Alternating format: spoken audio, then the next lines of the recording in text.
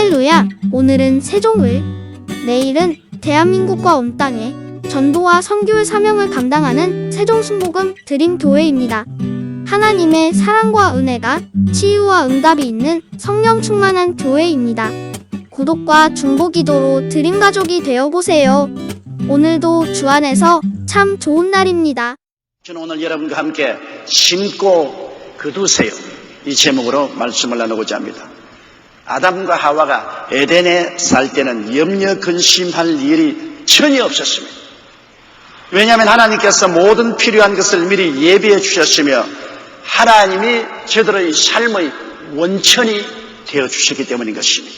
그러나 저들이 범죄하고 에덴에서 쫓겨났을 때는 상황이 전혀 달라졌습니다. 이제는 모든 것을 자기들이 준비했으며 전적으로 자기들 스스로를 의지해야만 했기 때문인 것입니다. 그 결과가 오늘날 우리가 사는 현실입니다. 수고하고 무거운 짐을 짊어지고 염려, 근심, 고통, 절망 속에 허덕이게 된 것입니다. 그러나 2000년 전 예수님이 이 세상에 오셔서 우리들의 구주가 되신 이후 우리는 또다시 하나님께서 우리를 돌봐주시는 삶으로 돌아갈 수가 있습니다. 왜냐하면 예수님을 통해서 영적으로 죽었던 우리가 다시 살아나고 하나님께 쫓겨난 우리들이 다시 영접함을 받게 되고 하나님을 알지 못하던 우리들이 하나님을 알고 믿고 의지할 수 있게 되었기 때문인 것입니다. 우리가 오늘 깨달아야 될 것은 첫째로 하나님은 만물의 근원이 되신다는 사실인 것입니다. 하나님은 빛의 근원이 되십니다.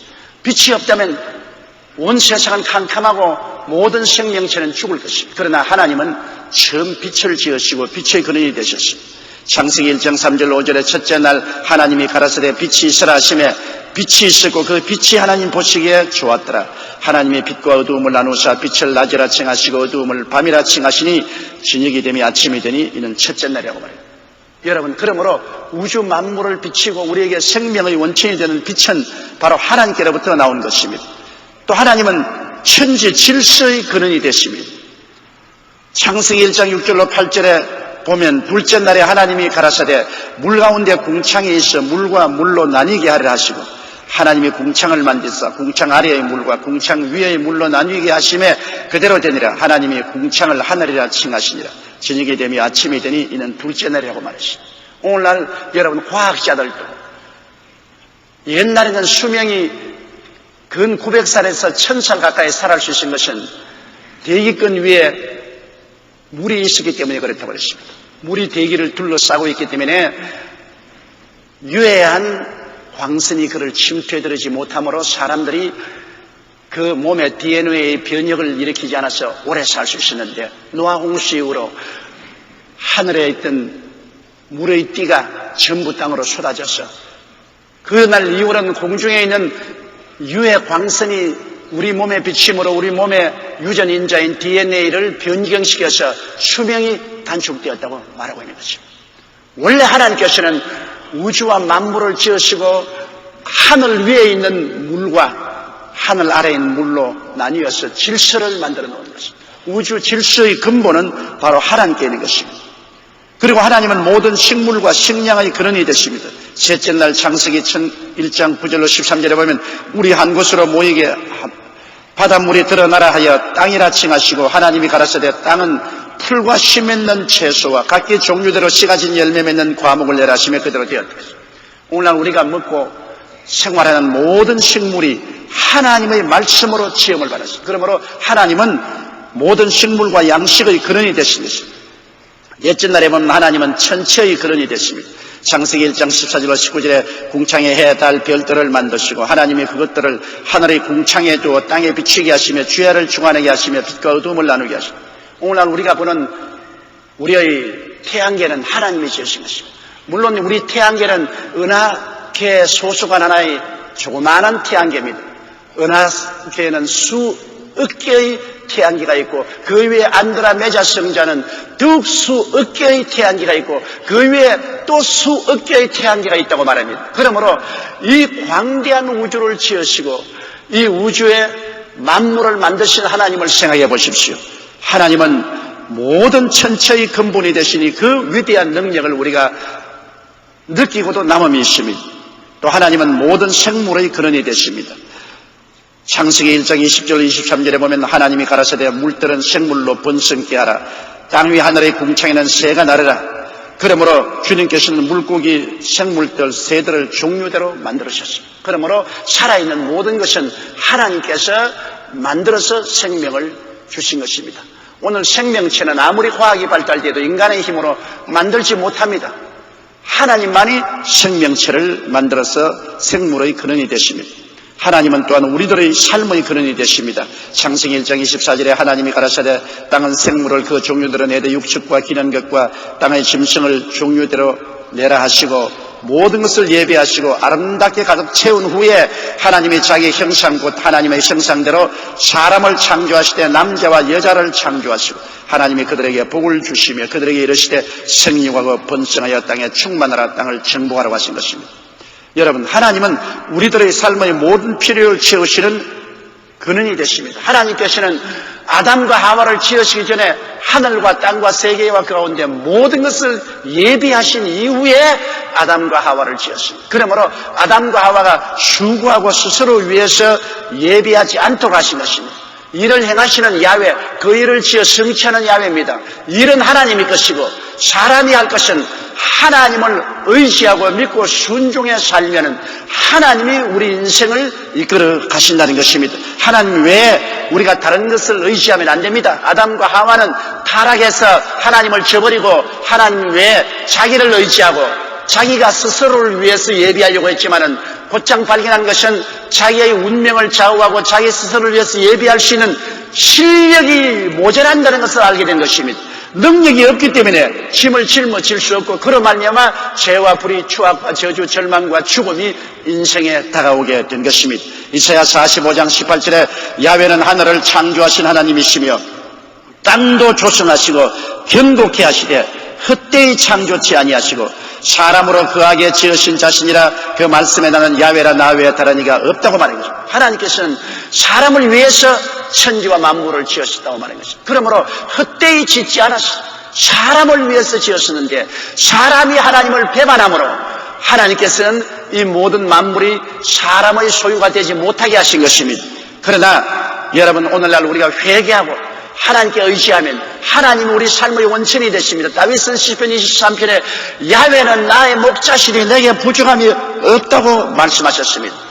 또한 예수를 믿고 주님을 따라 나온 사람들에게는 주님이 무엇을 먹을까, 무엇을 마실까, 무엇을 입을까 염려하지 말라. 이는 다 이방인들이 염려하는 것이요 너희 천부께서는 이 모든 것이 너희에게 있어야 될 줄을 아시나니라. 그러므로 너희는 먼저 그의 나라와 그 일을 구하라. 그러면 이 모든 것을 더하시라고 말씀하는 것입니다. 우리의 삶 속에 먼저 할 것과 나중 할 것을 혼돈하지 아니하고 먼저 할 것 먼저 해서 그 나라와 그 일을 구하면 그 모든 이외의 일은 하나님이 예비하시는 하나님으로서 우리의 기도를 들으시고 돌보아 주시겠다고 말씀하신 것입니다. 둘째로, 그러면 만물의 근원이 되신 하나님이 우리들의 삶의 자원이 되시는 길은 심고 거두는 법칙이라는 것을 우리가 알아야 되는 것입니다. 여러분, 인간의 영혼을 구원하기 위하여 예수님을 하늘의 미랄로 심으셨다는 사실을 알아야 되는 것입니다. 하나님께서는 우주와 만물을 지으시고 모든 것에 심고 거두는 법칙을 정해놓으신 것입니다. 요한복음 12장 24절에 내가 진실로 진실로 너에게 이르노니 하늘의 밀이 땅에 떨어져 죽지 아니하면 하늘 그대로 있고 죽으면 많은 열매를 맺는다고 했습니다. 예수님께서는 당신 자신을 하늘의 밀알로 비유하신 것입니다. 농부는 잘 알잖아요. 밀을 심지 않고 많은 밀을 거둘 수 없습니다. 하나님께서 다른 방법으로 우리를 구원하실 수 있었으면 얼마든지 다른 방법을 썼을 것입니다. 그러나 인생들을 구원하기 위해서는 옛 아담이 아니라 새 인류의 조상 예수 그리스도께서 하늘의 미랄이 되어서 땅에 심어졌습니다. 그런 십자가에 못 박여 우리를 대신하여 몸짓고 피를 흘려 그 생명을 땅에 쏟아진 것입니다. 그는 무덤에 묻혔습니다. 그러고 난 다음에 그곳에서 주님께서 새로운 인류의 조상으로 부활하신 것입니다. 나는 부활이요 생명이니 나를 믿는 자는 죽어도 살겠고 살아서 나를 믿는 자는 영원히 죽지 아니하라고 하시고 일어나신 것입니다. 그러므로 예수를 통해서 우리는 새 인류의 조상인 부활하신 그리스도의 자녀들이 되는 것입니다. 이러기 때문에 하나님이 인간의 영혼을 구원하기 위하여 예수님을 하늘의 미랄로 심어서 부활의 인류 조상으로 일으켜 세우셨다는 것을 알아야 됩니다. 우리는 오늘날 신인류라는 것을 잊지 말아야 됩니다. 아담과 하와의 자신은 구인류요, 예수를 믿는 사람은 죽었다가 부활한 그리스도에게 붙어서 신인류가 되었다는 사실을 알고 성령의 인도를 통해서 사는 우리들이 되어야 될 것입니다. 여러분, 농부가 땅과 햇빛과 물과 공기의 자원을 이용하여 곡식을 수확하기 위해서는 먼저 씨앗을 심어야 됩니다. 아무리 햇빛이 비치고 비가 내리고 공기가 있고 비료가 있다고 하더라도 심지 아니하면 이 모든 것은 아무 일을 할 수가 없습니다. 심지 아니면 생산도 수확도 없다는 사실을 우리는 알아야 되는 것입니다. 우리 장차 부활의 삶도 심음으로 시작된다고 성경은 말하고 있습니다. 고린도전서 15장 35절로 44절에 누가 묻기를 죽은 자들이 어떻게 다시 살며 어떠한 몸으로 오느냐 하리니, 어리석은 자여, 너희 뿌리는 씨가 죽지 않으면 살아나지 못하겠고, 또 너희 뿌리는 것은 장래 형체를 뿌리는 것이 아니요 다만 밀이나 다른 것의 알갱이 뿐이로되 하나님이 그 뜻대로 저에게 형체를 주시되 각 종자에게 그 형체를 주시니라. 육체는 다 같은 육체가 아니니 하나는 사람의 육체요 하나는 짐승의 육체요 하나는 새의 육체요 하나는 물고기의 육체라. 하늘에 속한 형체도 있고 땅에 속한 형체도 있으나 하늘에 속한 자 영광이 따로 있고 땅에 속한 자 영광이 따로 있으니 해의 영광도 다르며 달의 영광도 다르며 별의 영광도 다른데 별과 별의 영광이 다르도다. 죽은 자의 부활도 이와 같으니 썩을 것으로 심고 썩지 아니할 것으로 다시 살며, 욕된 것으로 심고 영광스러운 것으로 다시 살며, 약한 것으로 심고 강한 것으로 다시 살며, 육의 몸으로 심고 신령한 몸으로 다시 살아니 육의 몸이 있은즉 또 신령한 몸이 있나니라. 우리가 부활해서 영원히 사는 것도 이 육의 몸을 심고 난 다음에 부활하는 것입니다. 물론 예수님이 재림하실 때에는 그대로 변화되어 부활하겠지만 그전에는 우리가 다 죽음을 통해서 심는 것입니다. 그 다음에 그리스도를 통해서 부활의 영광스러운 몸을 얻게 되는 것입니다. 그러므로 우리의 삶은 심고 거두는 법칙에 의해서 이루어진다는 사실을 잊어서는 안 될 것입니다. 셋째로, 그러면 여러분은 무엇을 심고 무엇을 거둘 것입니까? 갈라디아서 6장 7절로 8절에 스스로 속이지 말라. 하나님은 마늘의 여김을 받지 아니하시나니 사람이 무엇으로 심든지 그대로 거두리라. 자기의 육체를 위하여 심는 자는 육체로부터 썩어진 것을 거두고 성령을 위하여 심는 자는 성령으로부터 영생을 거두리라. 여러분, 육체로 심는 자는 사망으로 거둔다고 말했습니다. 사람들은 육신의 정욕, 안목의 정욕, 이성의 자랑을 따라 살고 부정부패하고 온갖 음란 방탕하면서도 나는 괜찮을 것이라고 생각합니다. 사람의 눈에는 괜찮을 것입니다. 사람의 법망은 교모히 벗어날 수가 있습니다. 그러나 우주의 법칙은 그렇지 않습니다. 사람은 다 자기 마음이 텃밭입니다. 자기의 마음에 심는 것은 반드시 하나님이 그 일생을 통해서 거두게 하는 것입니다. 마음의 텃밭은 속일 수가 없습니다. 사람은 속이고 국가는 속일지라도 마음의 텃밭에 심어진 것은 속여지지 않죠. 갈라디아서 5장 19절로 21절에 육체의 일은 현저하니 곧 음행, 더러운 것과 호색과 우상숭배와 술수와 원수를 맺는 것과 분쟁과 시기와 분념과 당지는 것과 불리함과 이단과 투기와 술취함과 방탕함과 또 그와 같은 것들이라. 전에 너희에게 경계한 것 같이 경계하느니 이런 일을 하는 자들은 하나님의 나라를 유업으로 받지 못할 것이다. 이런 것을 심고 난 다음에 하나님의 영광으로 거둘 것이라고는 생각하지 말라는 것입니다. 그렇게 하나님을 무시해서는 안 된다는 것입니다. 우리가 심은 대로 거두는 것입니다. 성령으로 심는 자는 칭찬과 상급으로 거둔다고 성경은 말합니다. 갈라디아서 5장 22절로 23절에 오직 성령의 열매는 사랑과 희락과 화평과 오래 참음과 자비와 양성과 충성과 온유와 절제니 이 같은 것을 금할 법이 없다고 말한 것입니다. 그렇기 때문에 우리는 우리 스스로 양심에 무엇을 심는지를 깊이 생각해 봐야 되는 것입니다.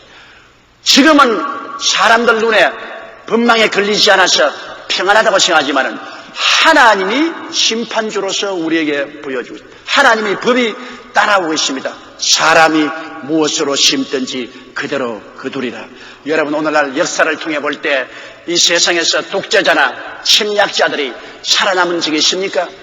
역사를 통해서 보십시오. 온유한 자는 땅을 기업으로 얻었지만은 악한 자, 흉악한 자들은 개인이나 국가나 결국으로 심은 대로 거두고 말았습니다. 오늘날 제가 북한 김정일에게 말하고 싶은 것은 그가 악을 도모하고 불의를 심으면 그것이 결국 자기 발등에 떨어지게 되는 것입니다. 절대로 피할 수가 없습니다. 거짓말로 호도는 할 수 있고 역사에 등을 돌릴 수는 있지만은 하나님은 마늘이 여김을 받지 않습니다. 하나님께서는 무엇이든지 사람이 심는 대로 거두게 만들어 주시는 것입니다. 피할 수 없는 사실인 것입니다. 적게 심은 자는 적게 거두고 많이 심으면 많이 거둔다는 것은 사실인 것입니다. 그러므로 행복을 추수하기 위해서는 믿음, 소망, 사랑으로 심어야 되고 의와 평강과 희락으로 심어야 되는 것입니다. 의롭게 살고 정의롭게 살면은 세월이 변해도 두려워할 것이 없습니다. 왜? 심은 대로 거두기 때문인 것입니다. 그러나 부정과 불의로 심어놓은 사람 피할 수 있을까? 언제고 그 심은 것이 그대로 사기도다 납니다. 어찌합니까?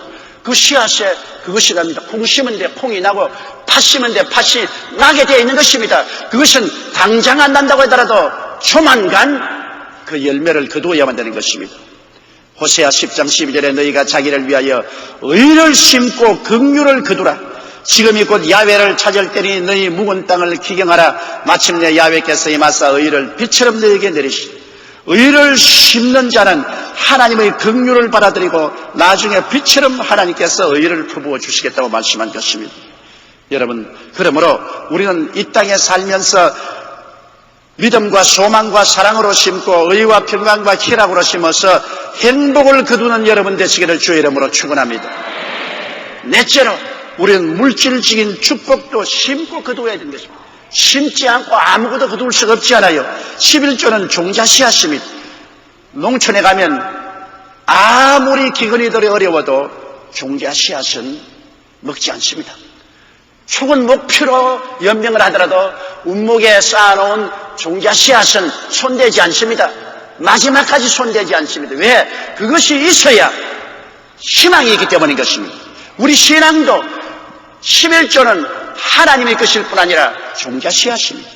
이것이 있어야 우리 내일의 희망이 있습니다. 말라기 3장 10절로 12절에 만군의 야훼가 이르노라. 너희 온전한 11조를 창고에 들여 나의 집에 양식이 있게 하고 그것으로 나를 시험하여 내가 하늘 문을 열고 너희에게 복을 쌓을 곳이 없도록 붙지 아니하나 보라. 만군의 야훼가 이르노라. 내가 너희를 위하여 황충을 금하여 너희 토지 소산을 멸하지 않게 하며 너희 밭에 포도나무의 과실로 기한전에 떨어지지 않게 하리니 너희 땅이 아름다워짐으로 열방이 너희를 복되다리라. 만군의 야훼의 말이니라. 여러분, 아브라함도 그 일생에 11조를 드렸었습니다. 그런 멜기세덱에게 자기가 얻은 소유의 1절 11조를 드린 것입니다. 이삭도 11조를 드리고 하나님을 섬기기 바로 한 해의 농사지어 100배나 있고 마침내 거부가 되었습니다. 야곱도 그가 환난을 당하고 어려울 때 하나님께 서운하기를 하나님이 내 가는 길에 지켜주시고 먹을 양식을 주시고 있을 곳을 주시면 내게 주시는 1절 모든 것에서 10분지를 하나님께 드리겠다고 말한 것입니다. 우리 믿음의 조상인 아브라함과 이삭과 야곱이 하나님 앞에 복을 받고 형통한 삶을 사는 것은 그들이 하나님께 11조를 드리고 하나님의 축복을 받은 것입니다. 코리아렉스 우리 김영년 안수 집사님이 간증한 것을 보면 1986년 사업에 실패하고 하나님 말씀을 의지하고 간절히 기도한 후에 당시 300만 원을 대출받아 염료 무역을 시작했습니다. 그때 제게 와서 간절히 축복 기도를 했습니다. 제가 기도할 때 내 생각에 300만 원 가지고 무엇을 하게 되냐. 그러나 완전히 실패하고 올 때 갈 데 없는 처지에서 단돈 300만 원 들고서 하나님께 축복을 받아야 살겠다고 왔기 때문에 간절히 기도해드렸습니다. 김현은 안수 집사님은 예수님의 사업장이라는 생각으로 그의 나라와 그의 일을 먼저 구하며 오직 하나님만 의지하고 간절히 기도하면서 사업을 했습니다. 온전한 11조 생활을 철저히 하고 감사헌금, 선교헌금을 매달 정성껏 드린 결과에 IMF 때도 전혀 어려움을 겪지 않았고 오히려 악성 재고를 돈 주고 버려야 했는데 그 재고마저 다 팔리는 기적이 일어났습니다. 연간 30억을 매출하고 은행 빚이 없이 탄탄하게 안정된 경영을 하고 있습니다. 매주 월요일은 전 직원이 예배를 드리고 업무를 시작하며 주일 성수하며 하나님께서 사업에 큰 축복을 주신 것을 감사드리고 있습니다. 큰 기업은 아니지만 그러나 단돈 300만 원 가지고 이제는 매출 30억을 가지는 의연한 중소기업의 사장이 된 것입니다. 하나님께서 절망에서 일어날 수 있는 것은 하나님 앞에 11조의 종자씨앗을 심었기 때문인 것입니다. 연보는 축복의 씨앗입니다. 여러분 11조 이외에 또 연보를 드리잖아요. 왜 연보를 내가 드려야 되느냐? 그렇게 생각할지 모르겠습니다.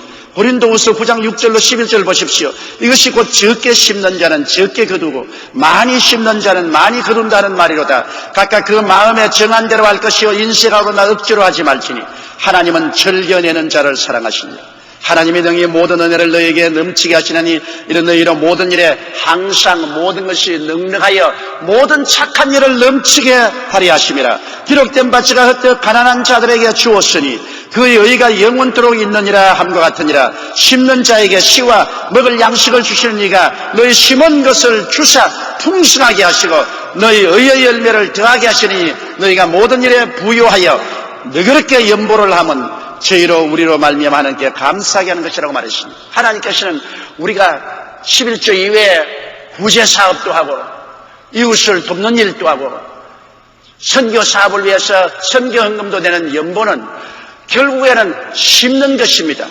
연보는 축복의 씨앗입니다. 그래서 모든 일에 항상 모든 것이 넉넉하여 모든 착한 일을 넘치게 하리 함이라고 성경은 말하고 있는 것입니다.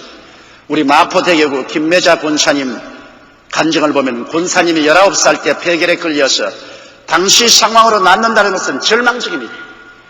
각절을 하면서 점점 쉬하게지자 직장도 그만두어야 했어요. 모든 꿈은 일순간에 물거품이 되고 말한 것입니다. 그때 이전에 믿던 하나님을 기억하고 교회를 다시 나가 회개하고 간절히 부르짖었습니다. 하나님은 말씀으로 우주 만물을 창조하신 것을 믿습니다. 하물며 시계도 고장나면 시계 만든 사람이 고치는데 주님께서 나를 고쳐주시옵소서. 내 폐가 고장났습니다. 간절히 매달리고 회개하고 부르짖자 하나님이 은총을 베풀어서 그 당시에 마이싱 피니시링도 없을 때인데 깨끗이 고쳐주셨습니다. 이후부터 성령의 인도를 따라 열심히 신앙생활을 했습니다. 1991년 신방을 가는데 마음속에 갑자기 성령이 임하셔서 1천만 원을 헌금하고 싶은 마음이 간절히 생겼습니다. 그를 형편이 안 되어 미루었는데 성경에는 심고 거두라 그렇게 말씀하더랍니다. 그래서 1천만 원 헌금하기로 작정하고 먼저 믿음의 씨앗을 10만 원 심고 하나님 기적을 기도하면서 간절히 기다렸습니다. 하나님 1천만 원을 헌금하라고 했는데 그 돈이 나는 없으니까 그 돈이 생기도록 10만 원 믿음의 씨앗을 심고 하나님 기다립니다고 간절히 기도했습니다. 얼마 후 아파트가 재건축을 하게 됐는데 자기가 있던 아파트 값이 올라 아파트를 팔아서 먼저 약속한 1천만 원 헌금 드리고 그 돈으로 가게 하나 내고 4천만 원의 이익금을 내었다고 간증을 했습니다. 하나님이 기적을 베풀어 주신 것입니다. 보통 사람으로 보면 평범한 것 생각하지만은 그는 확실히 하나님께 서약하고 은혜와 축복을 받아서 행복하게 신앙생활하고 있는 것입니다. 여러분 선교 헌금도 하늘의 창고의 연 열쇠입니다. 하나님의 창고를 여는 열쇠를 우리가 가지면 얼마나 좋습니까? 우리 해년마다 선교헌금 작정하는 선교헌금은 바로 천국의 창고를 여는 열쇠가 되는 것입니다. 빌립보서 4장 15절로 19절에 빌립보 사람들아 너희도 알거니와 복음의 시초에 내가 마게도니아를 떠날 때 주고받는 내 일에 참여한 교회가 너희 외에 아무도 없었느니라. 데살로니가에 있을 때에도 너희가 한두 번 나 있을 것을 보내었도다. 내가 선물을 구함이 아니요 오직 너희에게 유익하도록 과실이 번성하기를 구함이라. 내게 모든 것이 있고 또 풍부한지라. 에바브로 편에 너희 준 것을 받음으로 내가 풍족하니 이는 받으실 만한 향기로운 제물이요 하나님을 기쁘시게 한 것이라. 나의 하나님이 그리스도 예수 안에서 영광 가운데 그 풍성한 대로 너희 모든 설 것을 채우시리라. 선교헌금은 하나님을 기쁘시게 하였습니다. 그래서 하나님께서는 영광 가운데 풍성한 대로 너희 모든 설 것을 채우리라고 하심으로 하늘 창고의 열쇠가 여러분 손에 쥐어지게 되는 것입니다. 국민일보 5월 16일자 기자시에 보니까 서울에 한 사업가가 있었는데 사업을 하던 중에 부도가 났습니다. 그때 손에 남은 돈이란 고작 500만 원 정도밖에 없었습니다. 그는 마지막 남은 돈으로 파나이섬 필리핀에 있는 섬입니다. 그게 교회 하나를 지 하나님께 바치기로 작정하였습니다. 그리고 마지막 그 남은 돈을 선뜻 내놓았었습니다. 교회 지을 돈이 없어 나무 밑에서 예배를 드리던 필리핀 사람들이 그 돈을 받아 교회를 건축하고 그 교회 이름을 부도교회라고 이름을 지었습니다. 왜냐, 교인들이 부도낸 한국의 사업가를 잊지 않고 계속 기도하기 위해서 교회 이름을 부도교회라고 했습니다. 그리고 매일같이 이 사업가를 위해서 기도를 해 주었습니다. 놀라운 일이 일어났어. 부도가 났던 사업가는 다시 사업이 일어나 오늘날 번창한 기업으로 변화되고 말한 것입니다. 이러한 역사는 하나님께서 도와주셨으며 부도교회 교인들의 기도 때문이었습니다. 헌신은 씨앗이고 기도는 능력이 되는 것입니다. 여러분, 우리가 무엇으로 심든지 심고 난 다음에는 거둘 것을 반드시 기대해야 되는 것입니다. 30배, 60배, 100배의 결실을 얻습니다. 농부가 심고 난 다음 추수할 것을 기대하지 않은 사람 보았습니까? 오늘 사람들은 말하기를 하나님께 11조 드리고 헌금 드리고 선경험 드리고 난 다음에 하나님께서 축복해 줄 것을 기대하지 마라 그럽니다. 하나님께 드렸으면 드렸지 뭘 기대하느냐. 그런 엉터리가 어디에 있습니까? 그럼 농부 보고 당신 논에 벼 심어놓고 추수할 걸 기대하지 마시오. 당신 밀 심어놓고 밀 추수할 걸 기대하지 마시오. 그와 똑같은 것입니다. 심고 난 다음에 우리는 거둘 것을 반드시 기대해야 되고 하나님은 그 기대에 응해서 거두게 해주는 것입니다. 누가복음 6장 38절에 주라 그리하면 돌려줄 것이니 곧 누르고 흔들어 넘치도록 하여 안겨주리라고 말씀한 것입니다. 기대해야 되는 것입니다. 하나님의 말씀에 순종했으니 말씀대로 하나님께서 추수하게 해줄 것을 기대해야 되는 것입니다. 사렙다의 과부가 밀가루 한 움큼과 기름 조금을 가지고 선지자 엘리야의 말에 순종하여 그를 가지고 과자를 만들어 엘리야에게 먼저 주었습니다.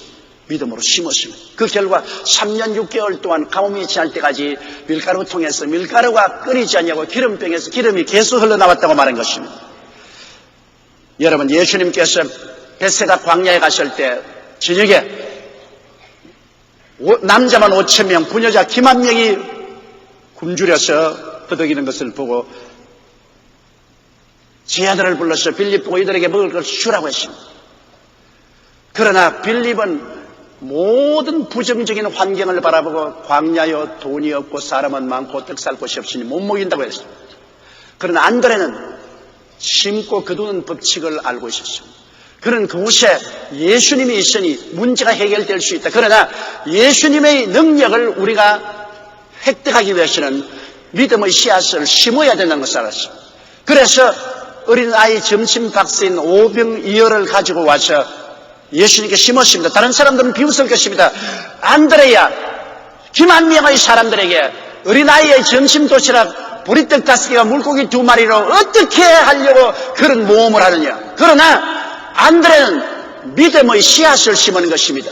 씨앗은 하나를 심지만 열매는 많이 거두지 않습니까? 그는 이 믿음의 씨앗을 예수님께 심으니까 예수님이 기뻐하셔 이를 축사하시고 그 많은 사람이 다 먹고도 12바구니가 남게 되는 기적을 거두게 된 것입니다. 그러므로 우리가 심으면 거둘 것을 기대해야만 하는 것입니다. 우리가 하나님을 우리의 삶의 무한한 자원으로 삼고 하나님의 자원이 현실화되는 길이 믿음의 씨앗을 심고 기적을 기대하는 것입니다. 깨닫고 실천하며 하나님의 기적적인 응답을 기대할 때 우리의 모든 필요는 채워지는 것입니다. 너희는 무엇을 먹을까, 무엇을 입을까, 무엇을 마실까 염려하지 말라. 이는 다 이방인들이 염려하는 것이요 너희 천국께서는 이 모든 일이 너희에게 있어야 할 줄을 아시나니라. 그러므로 먼저 그 나라와 그 일을 구하라. 먼저 심고 거둘 것을 기대하라. 그리하면 이 모든 것을 너희에게 도와주시라고 말씀하신 것입니다. 다 같이 고개 숙여 기도드리겠습니다. 사랑이 많으시고 거룩하신 아버지 하나님, 무궁무진한 자원이신 우리 하나님이 우리와 같이 계시는데 우리가 헐벗고 굶주리고 빈손 들고 살아갈 수가 없습니다. 다윗은 야훼는 나의 목자시니 내게 부족함이 없다고 말씀합니다. 우리의 생활에 항상 헐벗고 굶주리고 부족한 것은 하나님 말씀에 어긋나는 것입니다. 하나님 아버지여, 우리의 영원한 삶의 무궁한 자원 되시는 하나님 앞에 나와서 우리가 믿음의 씨앗을 심고 하나님의 기적으로 거두는 삶을 살게 도와주시옵소서. 예수님 이름으로 기도하옵나이다.